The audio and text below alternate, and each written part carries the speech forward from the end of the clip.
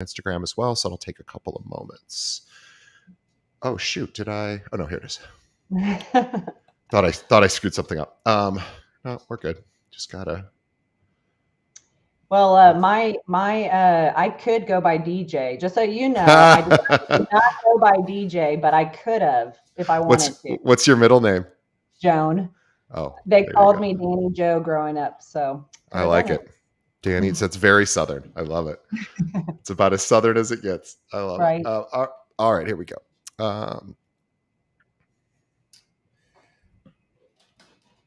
Okay, today on the show, we have Dani Hampton with the Dani Hampton Real Estate Group in the Dallas-Fort Worth area of Texas. Let me tell you more about Dani.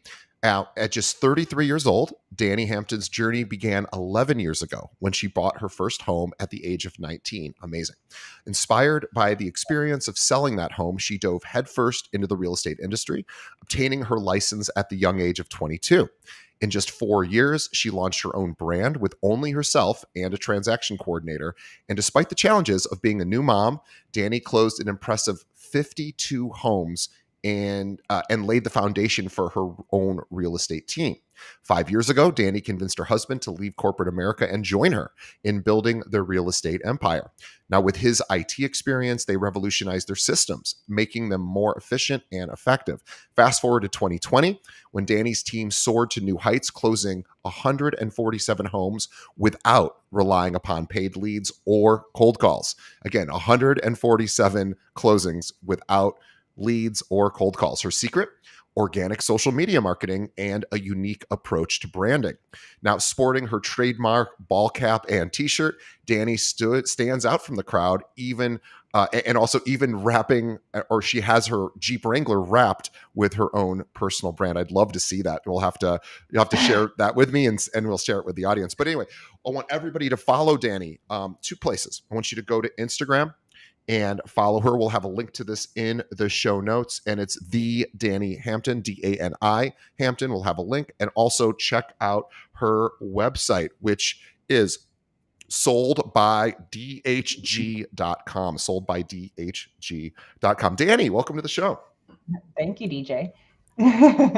Super excited to have you. You've done a truly impressive amount of work in 11 years, especially starting in your early 20s, which I can't imagine how difficult that would be to start working in real estate at that time. I've talked to other agents who have done it, but every time I've talked to somebody, I'm always like, how did you do that? So before we get to that, you bought your first home at 19, and then was that the catalyst to sort of saying, this is what I want to do for my life, or how did that come to be?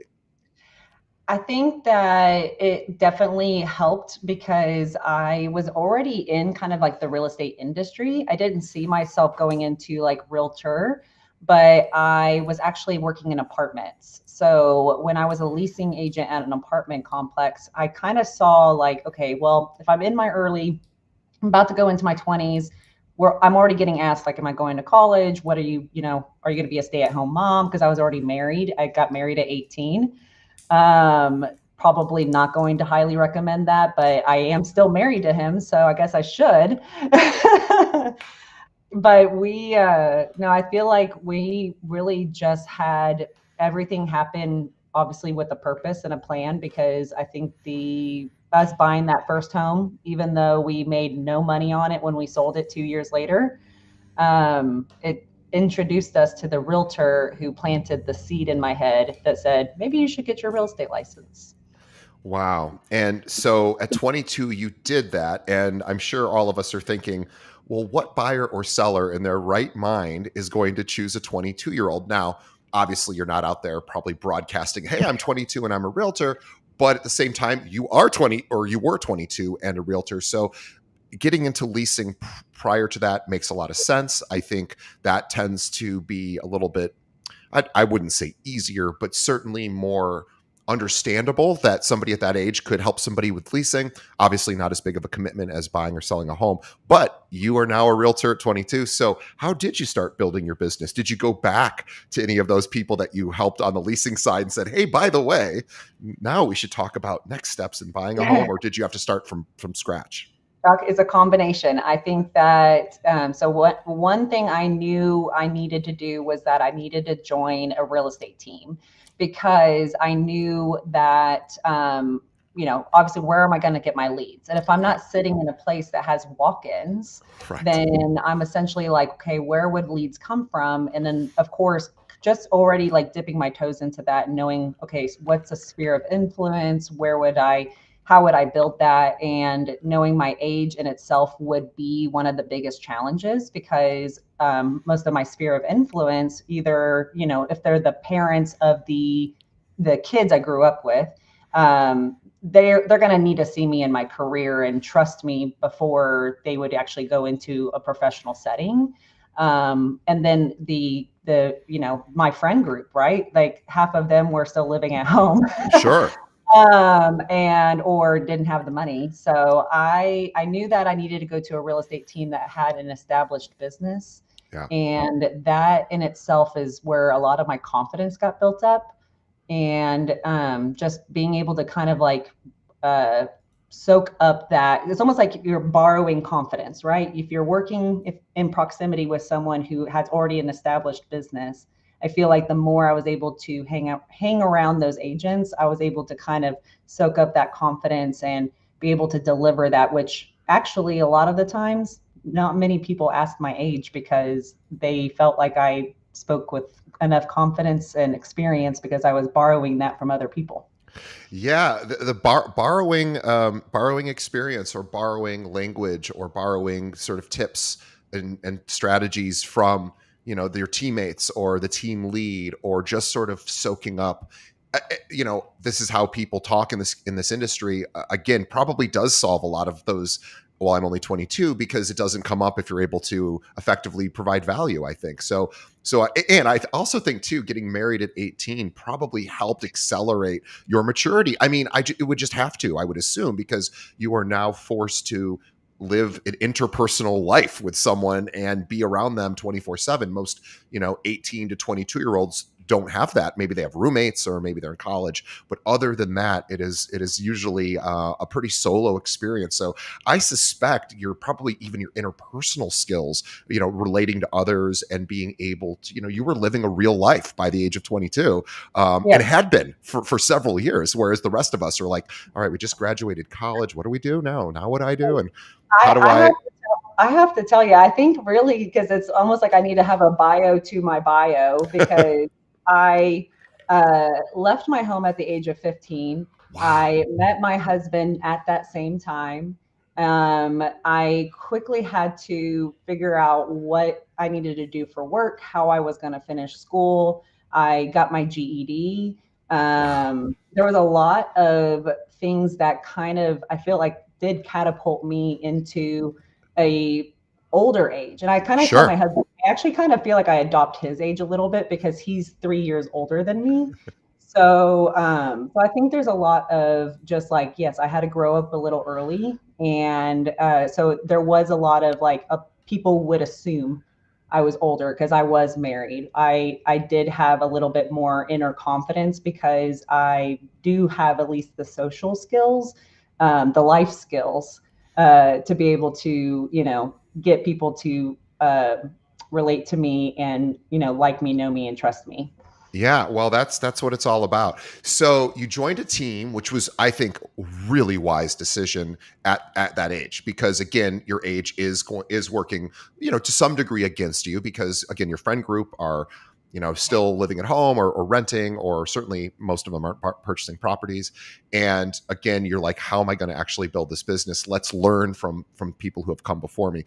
And I think a lot of agents could benefit, even if they're 1 or 2 years in the business, if they're not getting the success they need or they don't feel like something's missing and they can't quite solve it.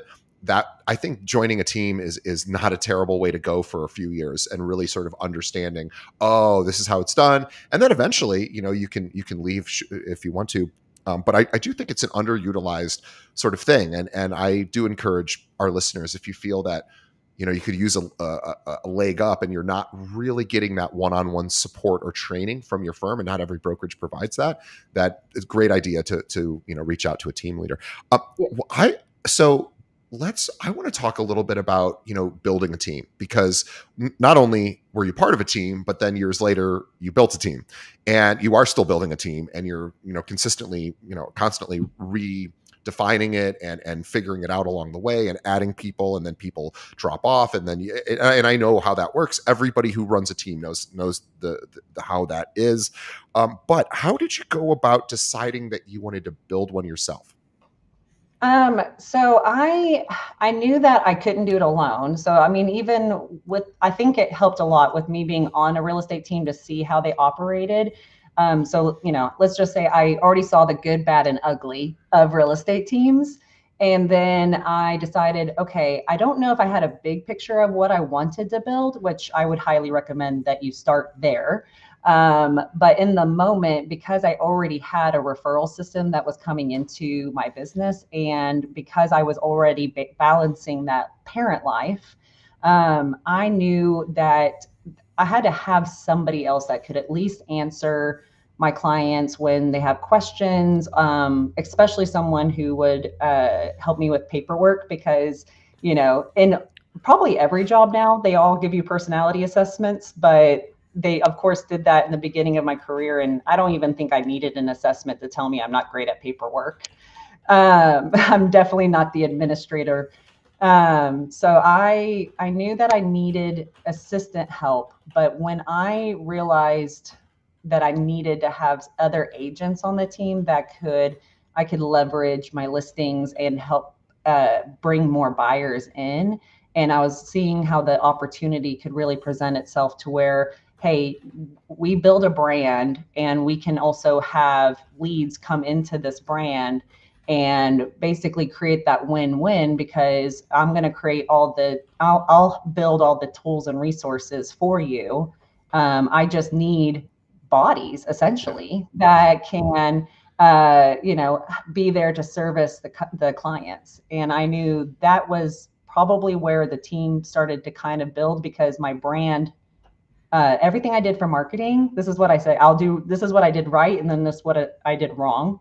Um, I built my brand. I built everything on the marketing side. And then I didn't have like the foundation of standards and expectations, and basically what those expectations in itself, I think, is probably what needs to be highlighted, because I didn't necessarily know what to expect of team members, because I'm only seeing what I'm pouring in.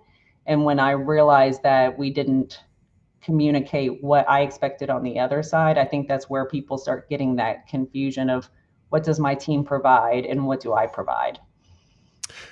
Yeah, that does make a lot of sense. This idea of standards is really, I think, really interesting. And I think for those that are listening that are thinking about joining a team, it is important to talk about that when you're interviewing teams to maybe join, or when you're building your own team, to really have a well-defined standard of practice, and really having, okay, when somebody emails us at 11 o'clock at night, like, what's our process? Like, do we have to respond to it right away? Do we respond to it next morning at 8 a.m.? Like, whatever the team wants to do is fine. But just knowing that, okay, I know for sure that's getting responded to within a certain amount of time, or we when this happens, I do, someone does this. And that is really, really important, because, of course, you've built this incredible brand for yourself, and you probably do everything, very, meticulously, and because it's your name, it's your brand, it's your business. And then bringing on team members, they don't always share the exact level of perfectionism or sort of, diligence. And so I think it is probably really important. So do you feel like with your team now you have a better, defined, here's the expectations for, what we're going to do each time we get a client? Yeah, there has been definitely a learning process over this last 5 years of just constantly redefining that and revisiting them. Some of those standards, I feel like, they tend to change because it's either based off the market conditions, right? I had to build certain standards and expectations when we had multiple offers all the time. Sure. And then when there gets to a market where it's a little bit slower, where people are able to sleep at night and put offers in a couple days later, I mean, I think that expectations just get changed a little bit. I would say, just as a side note for any realtors who are listening, that I feel like you should have expectations and standards for your clients. Even if you weren't team building, I think that Absolutely. having that clarity just helps ease both sides.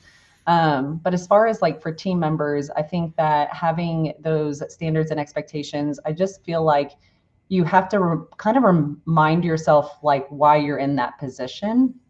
Because I feel like as a team agent, I don't necessarily know if I ever saw myself leaving real estate teams to build my own team until I stopped seeing the value of the team. Yeah. And I think that as a team leader, we have to own the position of kind of consistently reminding them why they're here and why we're a team together. Because as much as it's, glorious to have a brand that has your name on it and you did all the hard work to put that logo together and everything, there was a point, I think, in the last year that I had a really good, like, honest and raw conversation with my team that was like, you guys are making more money than me. Like, I am spending so much money in everything to try to keep this roof over our heads. And in all honesty, getting the conversation of, hey, I'm not happy with splits, or I don't feel like I'm getting what I need. It's a hard, it's a big pill to swallow as a team leader. And I know other leaders feel this way because I've networked and masterminded with them, that it's like, hey, we both kind of have to be reminded why we're doing what we're doing. And those unmet expectations sometimes creep up really fast, because they tend to change. Yeah, I agreed. And I think that having a North Star, sort of the knowing the whys and reminding, like you were saying, it's like writing a mission statement for a business. And then a year later, you're like, didn't we do that a year ago? Does anyone remember what it was? So, this idea of writing out standards and sort of why we're doing the things we're doing is great. But our brains are pretty fickle. They're not great at remembering things. And we should have a process where regularly we're communicating with our team or our brokerage. Here's why I do this. Here's what I need. Here's what I can offer. Those three things I think are really, really important. It's just like, again, I'll just repeat them for anyone listening. Is, what do I need from the team, or what can I offer the team, and why am I a realtor? What am I and what value are we providing would be the fourth. Why should someone choose our team, right? And getting everybody on that same page can be tricky, and because people have different specialties and different personalities. So I can appreciate that hustle, but I think you're so right. It's the most important thing is to really understand the value of the people you work, the values of the people you work with, because if you know their values, you can somewhat predict their behavior, right? And if their values, if you don't know them, then it becomes more erratic. So I'm curious, when you look for a team member to join you, what do you look for? This would be great advice for any of our listeners who are thinking about maybe joining a team. Yeah, so I think that um, I think having similar work ethic definitely is a key factor for me, because I notice that when I am around someone who is a little bit more slower paced, even if it's not said, because maybe they want to, maybe they want to be influenced by me, by one of my skills or whatever it might be. um, I don't think people realize how quickly I move. And so I work really fast. I talk really fast. I talk at a very loud, tone. So there's a lot of things where I'm like, I kind of have to know their ability to work in an atmosphere that might feel a little fast paced, because I think we kind of have to have a similar, almost North Star. I'm like, Mm-hmm. are you looking to grow? So something I've actually put into my values is that I need someone who values personal growth, Yeah. because I think that I'm consistently working on my own personal development. And I do expect my team members around me to have that same type of drive. Yeah, I agree. It's funny. I do a similar thing in my personal romantic relationship, which um, I'm in a newer relationship, and one of the things that we both have agreed upon, my partner and I, is that if we both continue to grow ourselves and work on our own baggage, our own insecurities, our own glitches, whatever you may want to call them, that likely the relationship will get stronger as a result of working on an individual effort. Because a lot of times, individual challenges show up in the way we treat others, sort of, unconsciously. Even we're upset with ourselves, we take it out on our partner, or whatever. So for us, in a kind of a different way, but in a similar way, I'm doing a similar thing. It's like my partner and I, we talk about the things we're working on individually for our personal growth, and it's, it sounds kind of silly, and but it's really helpful, because I'm like, oh cool, she's working on this one thing. I can start looking for that, and maybe even give her feedback on how it's going if she wants that.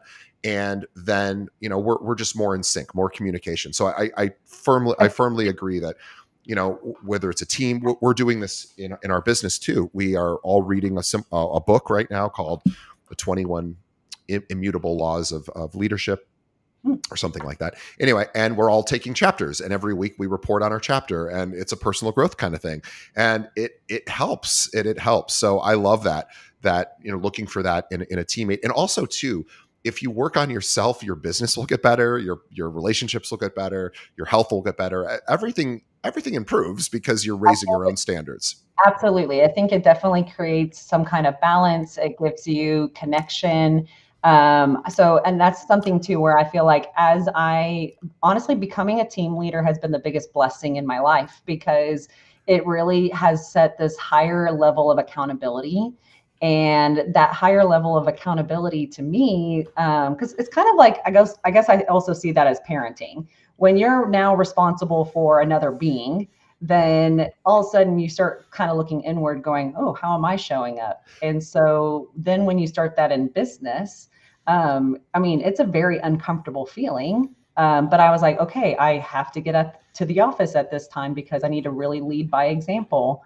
And there's been a lot of instances over this last 5 to 6 years that I believe truly has, contributed to my own personal growth and development, because I have people looking at me, and it's not just my kids. Yeah.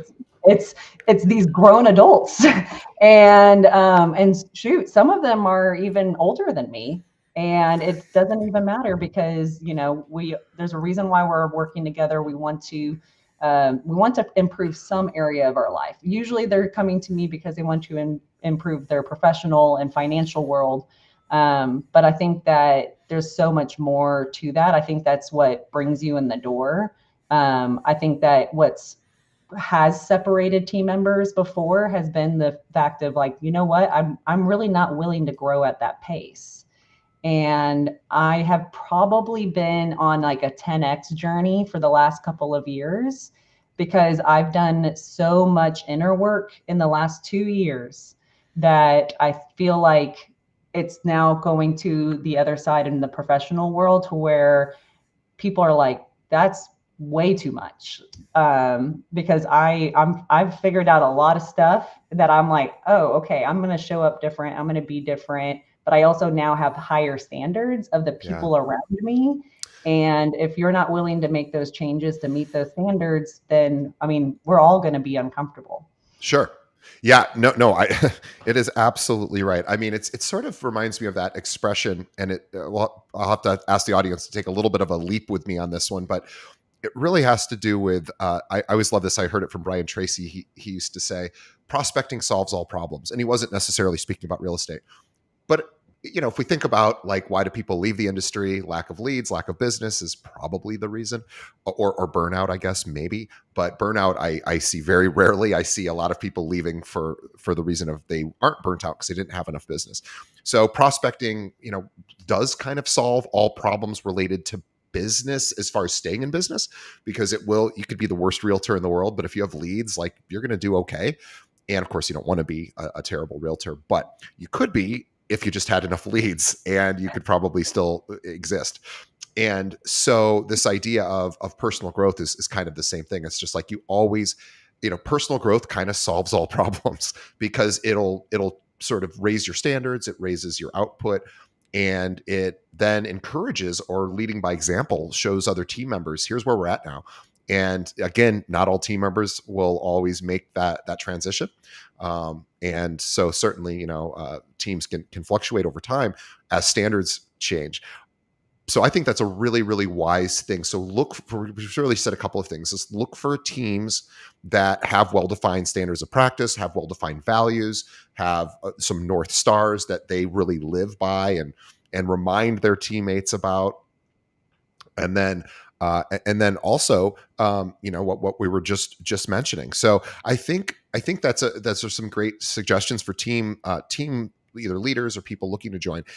I want to talk a little bit about your branding, because you did something incredible, and I'm sure you guys have had incredible production since this, but in 2020, this is particularly interesting that somehow you, during the pandemic, which, agents largely weren't working, of course, as much. Some states, they weren't able to work at all, but you were able to work, and your team closed 147 homes that year. That was a tough year to do that. So tell us, and by the way, not just closed that many homes, almost 150 homes, you weren't buying leads and you weren't making cold calls. So tell us sort of how you did that, because I know social media is a big sort of lead gen source for you, but you have a particular sort of unique approach to it. So do you mind sharing sort of how you approach social media? Yeah, sure. So, I mean, first off, I did a lot of failing forward with social media in the very beginning. So, as many people keep getting to this mindset of, I need to look a certain way or sound a certain way. Yeah, you just got to post, just post and just keep moving forward. But I noticed what I did differently was, I'm really just bringing the human aspect into social media. And I think that, so most of this came from Facebook, just to clear anything up, because now that we're talking about this in 2024, I was not a TikToker. I was not very active on Instagram. I definitely did more on Facebook. But it was all about trying to create community. And I feel like the tips that I give and coach agents on with social media is to do it on an organic level. Is that, first of all, just the general rule in real estate is you got to get yourself to be a person that someone can like, know, and trust. Well, now figure out how to be someone you can like, know, and trust on social media. And when I hear that, I feel like I'm looking for someone I can relate to. And I think that the thing that I knew, I needed to separate myself. So I decided I was not going to be the Lexus driving realtor. And which is funny, because I did buy a Lexus when I made my first $100,000. So after having two Lexuses, I figured out my true identity and I traded it in for a Jeep. I also started just wearing ball caps and t-shirts, and man, did I piss off a lot of agents in my area. Um, and I just knew in that moment, I finally found that inner confidence with myself that I was doing real estate for just a handful of years, that I felt I knew who I was. So I wanted to show who I was. And I just knew my life. I was like, nope, I just don't want to dress up for appointments. Well, I brought that into my social media world because I wanted people to feel comfortable with reaching out to me and being like, you know what, guys, this is me. This is how I show up. And, it really brought down that, I wouldn't say that they didn't treat me like a professional, but I feel like that trust factor happened a whole lot quicker, because I now kind of almost felt like their realtor friend. And so I feel like that sphere of influence that I was building became so much larger, because I started to get referred to more and more people, and the way people were able to reach out to me. Well, be where they are. That's what I Yeah. tell a lot of people. I'm like, just go be where they are. So even if you're calling leads, try to find them on social media, because that's probably where they're hanging out. They don't want to be at work. They're probably scrolling their phones. And so if you're able to connect with someone when they don't have that, that big wall up, right? The don't talk to me, like it's the same one that goes up when I go into a mall and all the people in the middle want to try to get me to buy something. I have that wall up. But when I'm on social media accounts, I'm usually wall down because I want to connect with people. Yeah. So I feel like the biggest thing I did was just being a real person online, showing who I was, giving enough content that allowed people to connect with me, and then just being a social person. So you got to go talk to a lot of people, lots of conversations, lots of comments. Yes, and what I like about the sort of the attire situation where you're talking about, hey, I wear a t-shirt, I wear a ball cap. I don't have any judgment upon whether that's appropriate for or not, because everyone can make up their own decision of whether that fits with their own personal, sort of dress values. However, here's what is irrefutable. If you're showing up every day on social media with your videos and your pictures, and you are wearing a ball cap and t-shirt, and that's your costume, so to speak, or your uniform, so to speak. Well, that's what people would expect when they meet you in person too.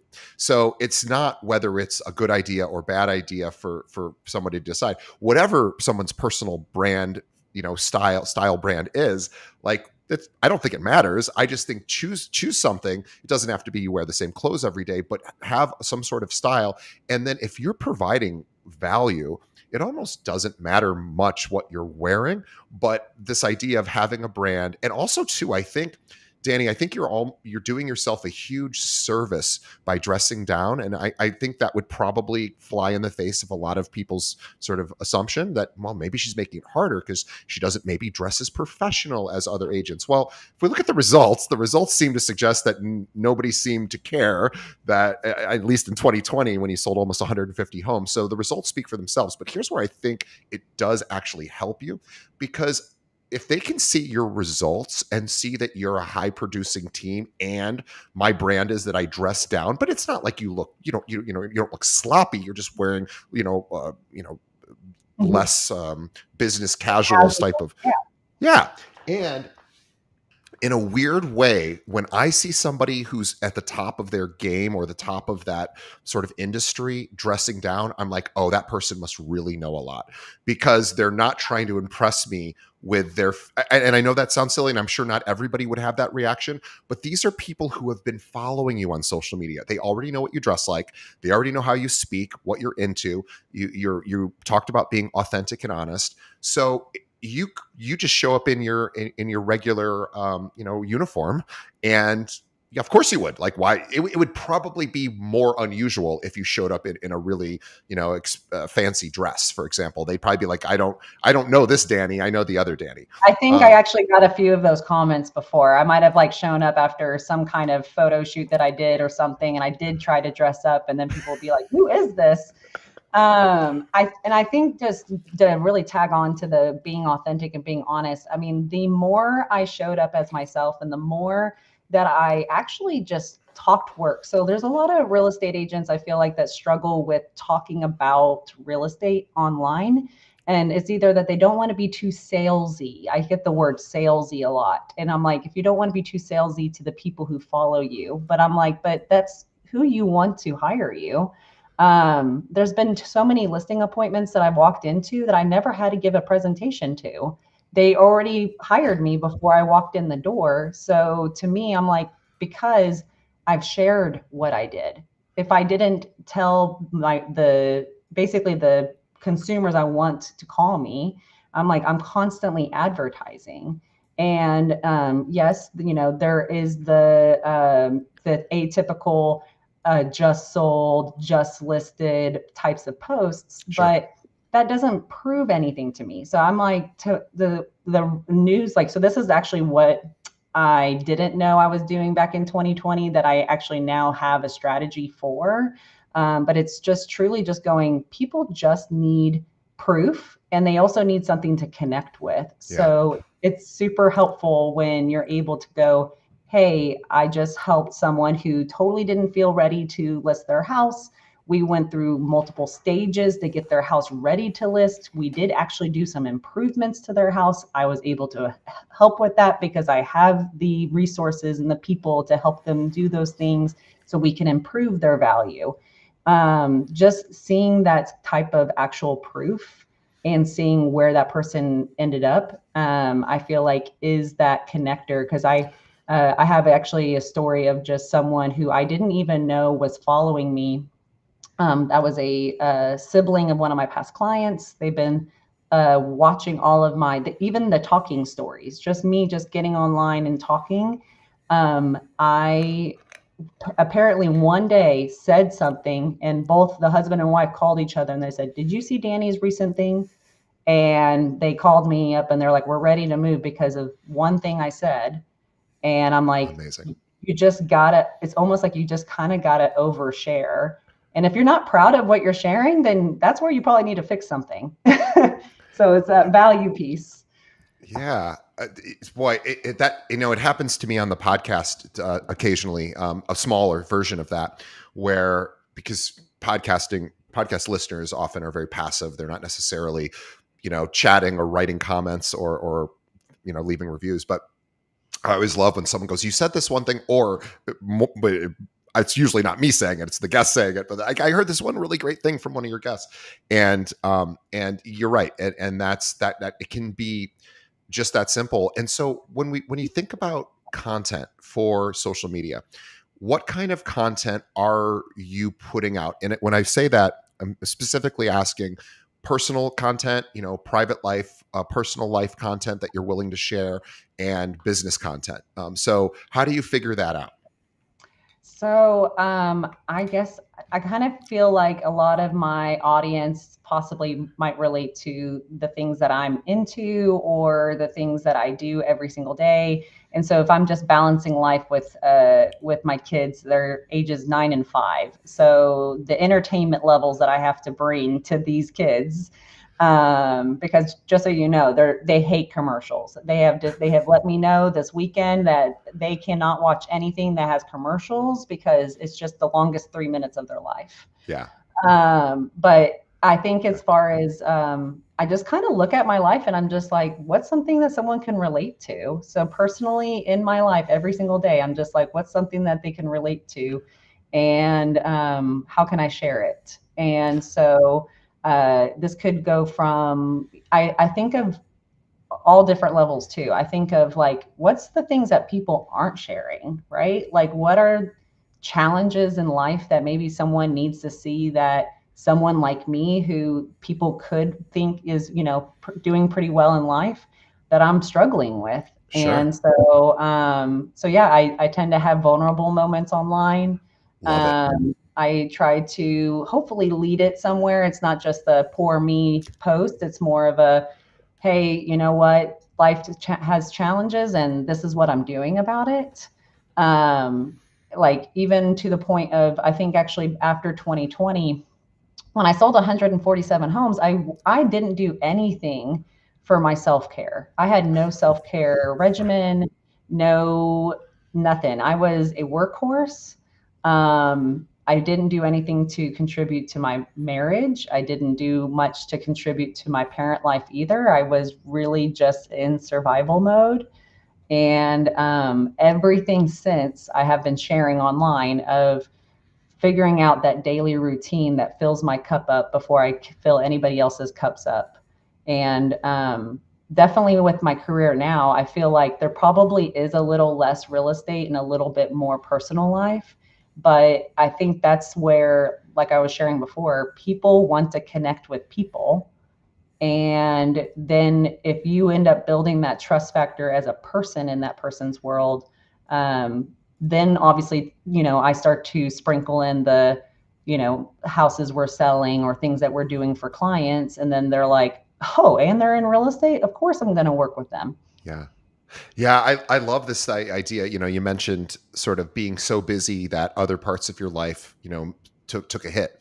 And who couldn't relate to that? It's happened to all of us at some point. We overfocus in one part of our life and other parts of our life suffer. And so you talked about, hey, I wasn't really giving my marriage the attention that it needed. Maybe my children as well, or whatever. Fill in the blank with personal, physical health, spiritual health, emotional health, whatever, interpersonal relationships, friends, family, whatever it might be, financial. Um, and everybody can relate to that, right? Because in fact, I suspect that balance is imperfect, and there's no way to ever actually achieve balance. So we're always out of balance. And I think the trick isn't getting in balance. The trick is knowing where you're unbalanced and just making slight adjustments along the way to where things are as balanced as they could get. But again, it requires some vulnerability to talk about these things that maybe aren't always like, hey, look at me, I just sold $1 million home. We want to share the successes because, of course, those are fun, and we know that we're going to get a good response to that. But sharing the vulnerability, sharing the challenges, like, hey guys, I had this really great year, but it really took a toll. I really wasn't able to give my primary relationship enough attention. And can anyone out there relate to that? Well, here's what I'm doing to fix that. Everybody can relate to that, right? Anybody in a relationship knows what it's like when a relationship stops growing, and people go through, peaks and valleys. So like, that's a universal experience, right? So no matter how busy somebody is, at some point in a relationship, both people, go through a phase where they're just not as actively working on it, or one person isn't. So I love the idea of sharing something like that on social media, because number one, it's honest, it's vulnerable, and it's something that is universal, that we can all relate to. We've all had these experiences. And, we expect people on social media to be superheroes. Really, we only see people's best moments most of the time on social. So this idea of being like, here's maybe the less perfect parts of me that I want to, showcase. The reality of it is people actually bind to imperfection versus perfection. We actually bind to struggle and challenge, because we all go through struggle and challenge. So I love that you're talking about that. Let me even share. I shared at the beginning of last year, and this is where I feel like I got almost a whole new community starting to follow me, because I shared that I discovered my ADD. And which is funny, because I feel like a lot of people who've known me has like, you just found that out. Like, we've known this your whole life. And so I think that when I finally shared that, I actually just decided to really find a way to control it and to understand it and to work with it without going to the assumed upon Adderall or one of those really big name drugs. And so I knew that I needed to share that, just so that way maybe it could be another piece that people could relate on. And the response to it was just incredible. To have other people going, you know what, I didn't even think about, maybe some of the challenges you spoke about maybe aren't the first thing to think of when you think of ADD, but because you listed it, now I'm researching it. And so, and that's where social media has really changed over the years, because I mean, there's a lot of us who probably don't watch the news anymore. There's a lot of us who is kind of going through other people's life experiences and seeing how how they're being influenced. And so, yeah, that's what's obviously has contributed to my own personal development and everything, is because if I can be a positive influence to others, then that's what I hope for. And I kind of been changing my mindset to being someone who lives in abundance. So in hopes that I attract the right clients and the right team members and people into my world, because of the positive things I'm doing to contribute to my community. That's kind of been my focus, especially over this last year. And the other piece of it too, because you asked about the social media content. Yes, I'm sharing vulnerable stuff. I'm sharing, the highs and the lows. I'm sharing even things that we're doing in our marriage to strengthen it. We're going through a lot of that. As far as the real estate side, I think we need realtors to really get a little bit more creative with the situations that we have presented to us almost every single day, but how to actually market that online for people to understand, like, there's so much more behind the scenes in real estate. than the just listed and just solds. Sure. And I think that the facade of someone only calls me when they're ready to make a move. I've been recently changing a lot of my content to be like, actually, I just had a listing appointment for someone who wants to move in 2025. Awesome. You know what? I love that. I love that so much, because people need to hear that, consumers need to hear this, that, hey, I know, I'm now talking to somebody who is not going to make a move for another year. And here's what we're doing right now to get that person ready. So if you are thinking of doing something in a year or two, call me, because I can start getting you ready. I can start helping you along the way, so that, and again, a great opportunity, because what do realtors typically do when they reach out to their sphere and they talk to them and do their, pleasantries? Then it's like, hey, are you thinking about making a move right now? No, I'm good for a few years. Okay, cool. I'll just stay in touch. And they're not necessarily thinking, okay, you have 2 years to go. Okay, great. I'm going to start reaching out to you with some ideas, some tips. Let's get you there, so that when you are ready, or if an opportunity comes up between now and then, that you are ready to go, in just in the event where, maybe the market shifts dramatically. Again, this idea of just like, helping people where they're at, which is what you said, is Yep. really, really important. And of course, we know that, staying in touch and communication is everything. So I love that you do that. I think that is Well, and the other piece of content I've put together is, so we're a husband and wife team. And so I think my husband didn't realize that I was just going to consistently con him into becoming a realtor one day. And, I started with, you'll work operations. And then slowly now he has been working more and more as an agent. And he's not necessarily like the person who's going out there and doing all the lead generation, but he kills it on the listing side. He just has a more analytical way of looking at things, and I'm definitely all visual and marketing and creative, and he's very like data analytics, which honestly, with the market we're in right now, you need someone who's obsessed with the numbers. And so I've honestly taken a drive on my marketing side to be like, you know what? First of all, I think we can help probably a lot of couples who are just like us, who are trying to make a decision. I'm the emotional one, and he's the logic. Where is the logic? yeah. And so I'm like, we just had a listing appointment the other day, and he ended up taking lead because they really were just like, you know what, we want to cut past the BS. Like, we already know why we want to move. We just want to make sure it's a smart decision Yeah. to list our house right now, because the numbers might not be in our favor. Right. And I was like, so you guys really want like the data, the numbers, that type of information? And they said yes. And I said, all right, here's Josh. I have just the guy for you. And by the way, that's another really important reason why teams can be super effective. Is different people, of course, have different buying styles, different evaluative styles, and knowing your style or your preferred style, or what you communicate most effectively, and knowing your husband in this case, and all your team members, knowing their styles. This, of course, is you don't have to try to be something you're not. You can just pass the torch, be like, great, my partner right here happens to be my husband. He knows all that stuff. So I love, and again, I'll add one more note on that, just because I've had a team member on my team who, because like I said, I'm loud and I'm fast. And not a lot of, I've had buyers in the past who were not loud and fast, and they needed a personality that was just a little softer and just a little slower. yeah. And it just helps. And I communicated that a lot with the team, to be like, sometimes you're going to get leads that don't necessarily match you.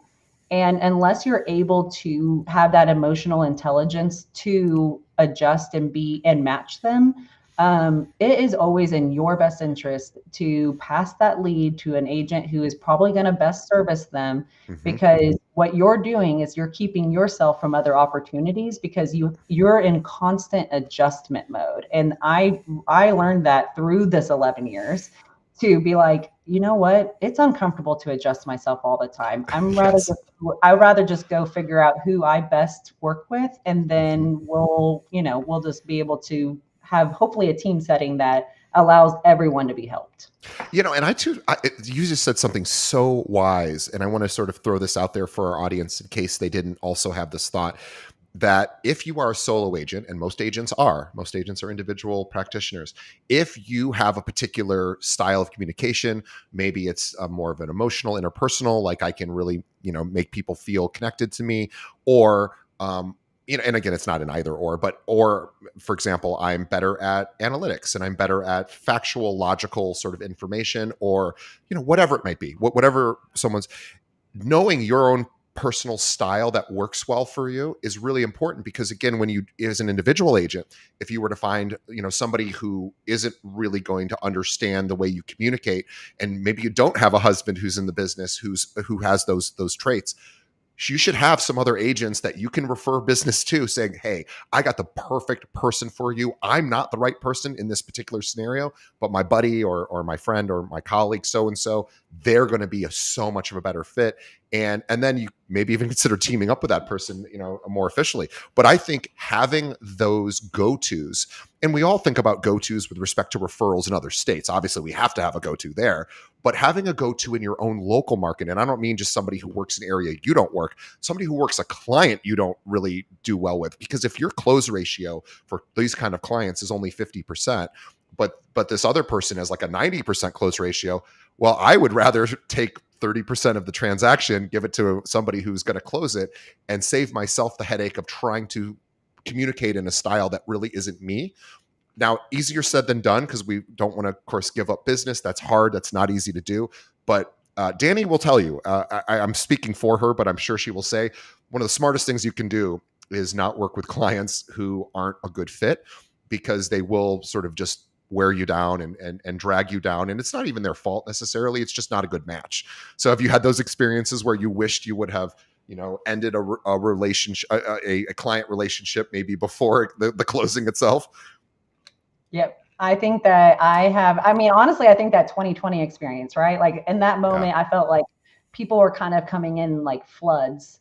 And we realized at that moment, we accepted everyone. And sure. that's where I was even sharing like how agents really need to have their own standards when it comes to clients and the way they work, and their own standards for themselves. Because I think that if you let a client treat you however they are going to treat you, and it might not be personal, it's just their personality, their style, whatever. And that's, again, goes back to that inner work stuff, right? I now realize why a lot of people react the way they do, maybe why I react the way I do. Maybe it was the way I was raised. Maybe it was the way they were raised, whatever it is. The communication style is so big. And if I have someone who basically calls me and is like, I'm going to always need to talk after 10 p.m. at night, I know I am not my best self after 10 p.m. at night. And I'm probably going to be highly emotional, and they're not going to like who they're getting. And so I'm like, you know what?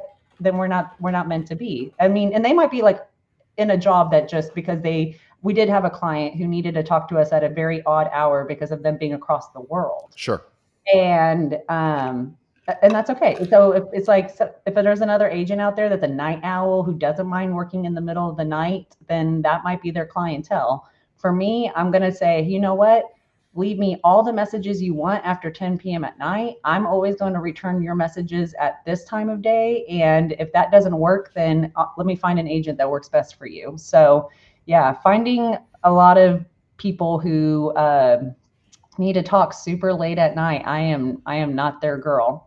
And I also know, for me too, the someone who might need that hand holding, which is fine, but I tend to struggle if someone needs that reassurance of maybe why they're buying a house every single day while they're buying a house. And I'm like, if we always feel like we're about to jump off a bridge, then I'm so sorry I didn't do you a favor in our buyer consultation to make sure that you felt prepared to go through this experience. Mm-hmm. So yeah, there's just been I feel like a whole book of different scenarios, and I'm like, I either could have approached the beginning consultation a whole lot different, or also just understand that, hey, this is how I like to be treated. This is how I like to work. And if it's not okay with you, then that's where we know we're not a good match.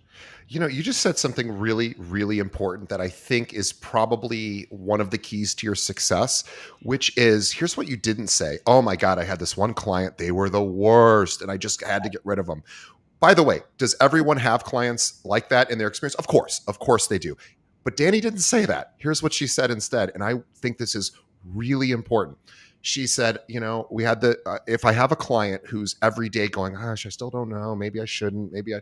Dani didn't say, well, I got this wishy-washy client. She doesn't know what she's doing.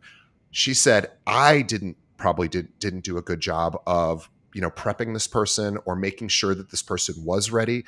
Dani is taking responsibility for the breakdown in communication or the breakdown in the client, not the client. I love that you said it that way. And I don't think it's an accident you said it that way. And I'm sure there are times when you just have crappy clients. You're like, I just got to get rid of this person. They're a disaster. But and that happens, of course. But I love that you said it was really me that didn't probably do a particular thing most effectively. And if we can think about our clients like that it's probably us more than it is them, it doesn't mean we have to beat ourselves up, but taking that responsibility allows for growth, right? Allows for like, okay, next time that happens, here's what I'm going to do. And I love that you said that. And I want to honor you for saying that because I heard it and I don't know that you even meant to say it that way, but I love that you shared that because I really personal responsibility is something that's I find that to be a very common trait among top producers. They take responsibility and you just did that. So I just wanted to honor you. A lot of mindset work for sure. And I think that's where, going into like the last couple of years, I've just put myself around people that I want a positive influence from, and the way their language is huge. So the language of the people that you surround yourself with, or even just the people you follow. So something I put in one of my social media classes is that, pay attention to who you're following, because these are the people that you're getting influenced by. And if someone else is constantly talking negative about their clients, then I kind of feel like that part of your brain is going to be what's running more when you are with your clients. Yep. And you're looking for those things that you can also complain about. And I think that taking that personal responsibility, and at the end of the day, it is our choice, like no one is forcing you to be someone's real estate agent. Right. And so I think that in reality, if you change your mindset into abundance, you figure out who is that client that you truly want to help. And the more and more I got specific about who I want to help and who I'm best fit for, absolutely has changed my life and my business. Because I was even speaking about that. I don't have clients who call me at all times a day. I don't have clients that they actually don't even call me on the weekends. Yeah. They typically send me a message and they say, I'm so sorry to bother you at this time of day. Yeah. And so I'm like, I don't think there's probably a good percentage of agents that don't have that. Right. And I think it's just how you present yourself, how you hold those standards up, and then also start attracting the right people into your world. So if you are listening and if you are an agent in the Dallas-Fort Worth area and you're not getting what you feel you need from either the team you're on currently or your brokerage, your managing broker, or your coach, and you want to work with a team that has high standards, but also is a lot of fun, but really has amazing processes. If you struggle with process, and by the way, we all struggle with process. So, or at least I do. I mean, I can certainly relate to that. And this idea of learning with a team, growing with a team, being pushed, I think the vast majority of us need accountability. So a team, if nothing else, should be a place for you can go for accountability. If you are wanting to see what else is out there, Dani and the Dani Hampton group would love to chat with you to see if you'd be a good fit. And I would encourage anyone listening who does approach Dani, think about what you can offer their team. Start with that. Hey, I have an idea for you guys, or I think I can bring this to your team. Not just what can I get from Dani and her team. Come with value. probably be well received. And so if anyone out there is interested in learning more about Dani and her team and wants to, I mean, geez, I would join your team because I would save years. No, and I don't mean that sort of in a cute sort of way. I mean that very sincerely, because if I move to Dallas Fort Worth, I know nobody. I don't have a sphere of influence. You have all the systems built. You started with basically nothing. So I would appreciate that. You started with, at a very young age. And you did it a very specific way. And you have a lot of wisdom, and you're only 33 and you've been in this business 11 years now. So there's a lot of growth that you still have to continue on, because your career is still in its infancy. But you're able to bring people with you as you continue to ascend. So if you're somebody who's out there looking to join a team like that, and you probably should consider it, reach out to Dani. Again, it's the Dani Hampton, Dani Hampton on Instagram. And you can, Dani, what is your website again? I apologize. It's good. Soldbydhg.com. Sold by DHG, Dani Hampton Group, soldbydhg.com. We'll have links to that both in the show notes. I want to, on behalf of our audience, thank Dani for coming on today. Gave a ton of great advice and lots of really impressive strategies for how agents can move their business forward. Notice we didn't talk about today the NAR settlement, inventory being low, interest rates being high. We didn't, because none of those things we can control, but we can control some of the other things we talked about today. So let's use this as a great reminder of taking responsibility, taking accountability, and let's improve our standards, right? So I want to thank Dani on behalf of the audience. I want to also thank the audience on behalf of Dani and myself. Thank you for making it to the end of the episode. We appreciate you. The audience, you guys are the reason we do this show. I am so grateful that you listen. Dani is grateful that you are here to hear her story. Please share Dani's episode with another agent. Think of one other agent that could benefit from hearing from Dani today. She gave so many great ideas. And send them a link to either our website, which is keepingitrealpod.com, or just have them pull up Keeping It Real on any podcast app. Hit that subscribe button. Also, for all of you listening, if you are listening on a podcast app, please leave us a review. We certainly appreciate it. Let us know what you think of the show. We are looking to always make changes as well, so that we can continue to meet your needs more effectively.